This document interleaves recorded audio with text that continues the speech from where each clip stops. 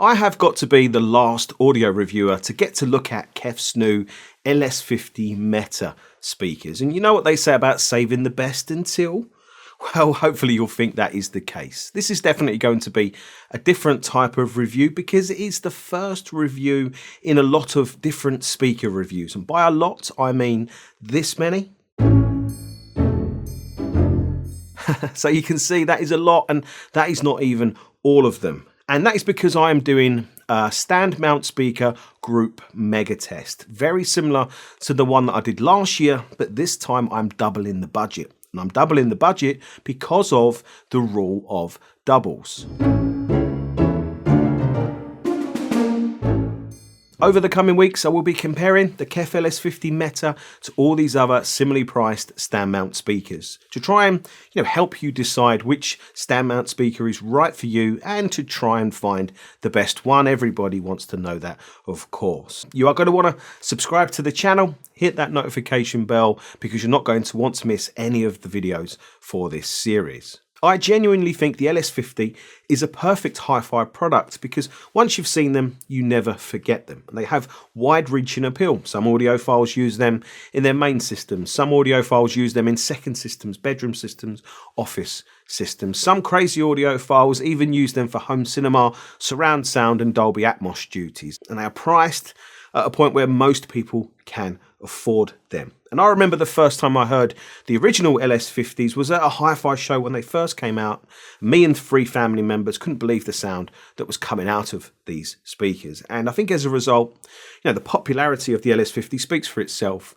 And Kef have brought them out in all different ranges of colours, special edition versions, an active wireless version, and even a smaller version. Now, really, with the second generation of LS50 that we have here, this starts all over again. And I think Kef could have just made a tweak really of the original product, maybe improved the driver like they have here by using the 12th generation UniQ, and maybe they could have tweaked the crossover, slightly better cabinet, and audiophiles would have been happy with that. But Kef haven't. They've chosen to use their groundbreaking brand new technology, the use of Meta material. And the first speaker to get the Meta material upgrade is not the top of the range Blade or the reference, it's actually the LS50. And again, to me, that just signifies that it's a perfect hi-fi product, but is it a perfect sounding speaker?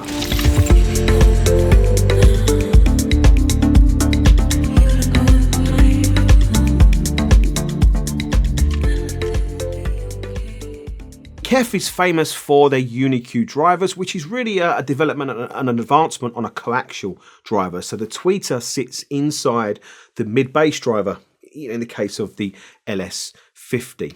And Kef use this technology because they say it helps to give a speaker more even dispersion of its sound. And that is why there is the fancy thing in front of the tweeter, the Tangerine waveguide, and these ribs around the speaker driver, ribs for your pleasure. It's all there to help the speaker distribute its sound more evenly. And the LS50 Meta gets Kef's 12th iteration, a 12th version of this UniQ driver. And the 12th version is an improvement over the 11th version because Kef discovered that as the 11th UniQ driver created sound going forwards, there was some sound leakage that would make its way back into the driver assembly, reflect, and then go back forwards and cause some distortion for the sound being created, obviously direct sound coming forward. So Kef have designed in some absorption to absorb that reflected sound with the 12th generation. And what's really interesting about that engineering principle is that that is really carried over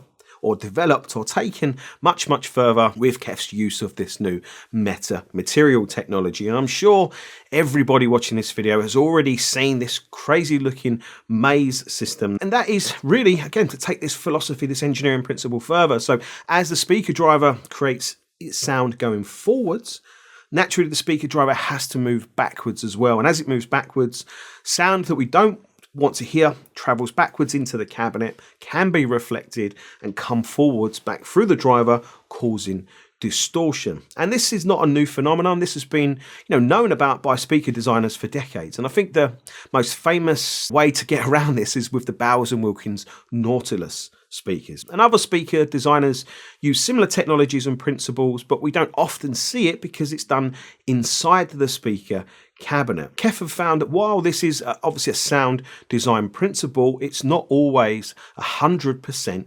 effective. And at this point, I have to clap my hands to KEF for the engineering foresight to develop this crazy maze system that they call MAT, Metamaterial Absorption Technology. KEF claim 99% of sound is absorbed. What's clever is they've been able to make this technology not only work, but work in a small enough size and scale to fit inside a small, compact stand mount speaker like the LS50. Think about the Bowers & Wilkins Nautilus, and then think about the LS50 Meta. And when you take that into account and you look at the white paper for the LS50 Meta, for all the other improvements that they have made, KEF claim that the LS50 Meta has 0.1% distortion from 300 Hertz to 10 kilohertz.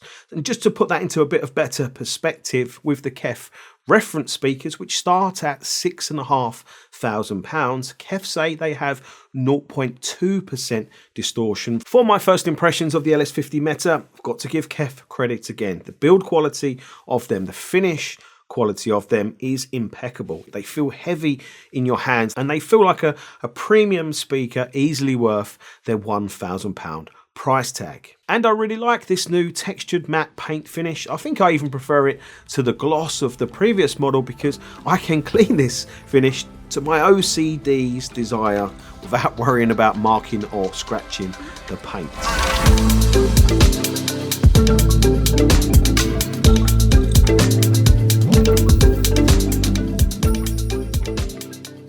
But what do they sound like? Well, they sound like modern good KEF speakers if you've heard any of them. And my first impression of listening to them was like, wow, they sound a lot like the reference free speakers that I owned myself, just without the same scale and bass. But initially I wasn't that impressed by them, but KEF did tell me that this particular model would need running in, so I'll just let them play for a number of days. And while they was playing, I was listening to them and messing around with different things, messing around with a tube amplifier, messing around with a brand new DAC and a few other things. And I'm really glad I actually got this opportunity, and especially the opportunity to listen to them off of a very good tube amplifier, because I think I got to hear a different side to the LS50 Metas that I wouldn't have had I not had this opportunity. And the first thing I found was placement of them is critical. And we all know that speaker placement in a room is critical, but that's not really what I mean. What I mean is their placement in relation to each other, i.e. their time alignment. It took me much longer. I found it much harder with the LS50 Metas to get what I would call a correct time alignment, so the sound from them snaps into focus. And I don't know if that's because they are such a low distortion speaker that I could hear more clearly that things weren't just quite right, but it really did take me quite a bit of time with just tiny adjustments to toe in and tiny adjustments to their placement to get what I would class as them sounding right. And again, maybe that's because they're low distortion, or maybe they're just a little bit fussy, but there's that's definitely something to take away from that.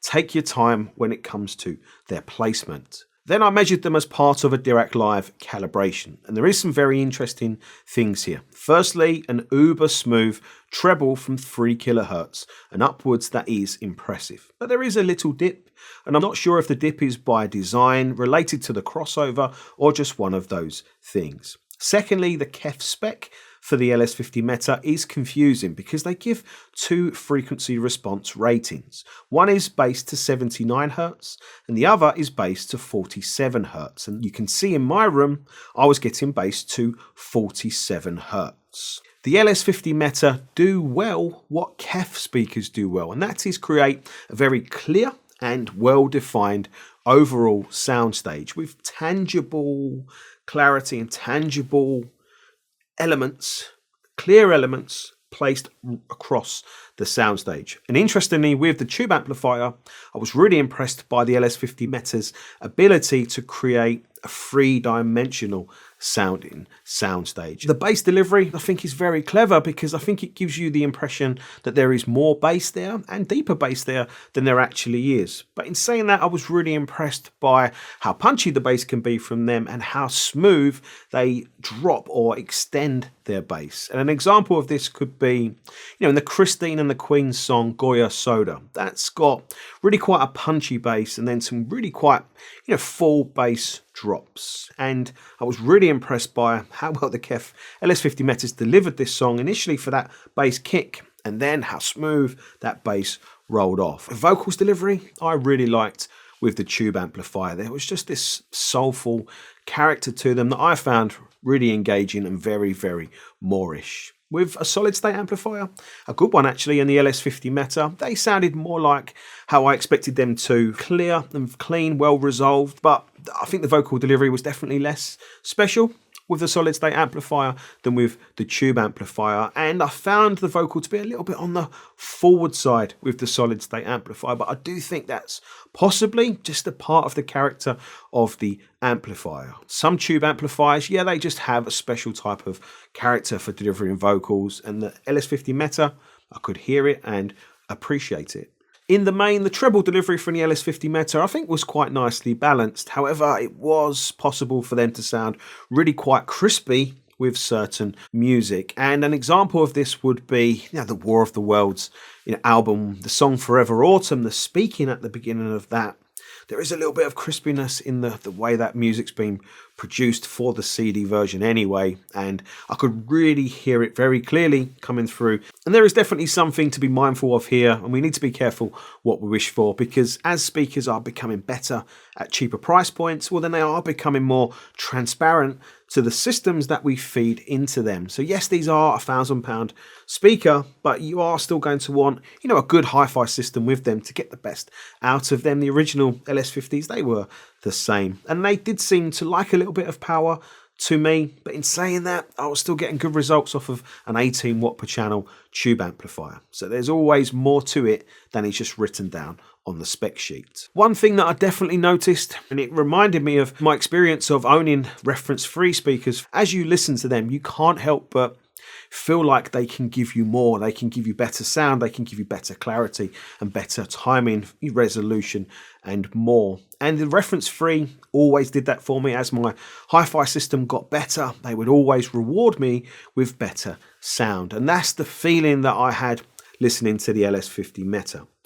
And you know what? There's nothing wrong with that. And I actually find that quite inspiring. I am an audiophile at the end of the day. So as I'm listening to them, I'm thinking, wow, I wonder if I could try this. And I wonder if I could do that to make them sound better. And I enjoy that. I like that. But that might not be everyone's cup of tea. So something I think to bear in mind. I definitely came into this review with unfairly overly high expectations for the LS50 Meta because there's been so much talk and hype around them. They have been working hard to win me over, and they have won me over in a lot of ways. And interestingly, they've had me working really hard to try and squeeze as much sound out of them as possible. And I do think they are good enough and they will tick enough boxes to make a lot of audiophiles very happy. I don't think they're going to tick every box for everybody. And that's what's going to be really interesting now as we work through all these reviews as part of this group test to see how well the LS50 Metas stack up to all these other stiff competition. Do these really live up to the mantle that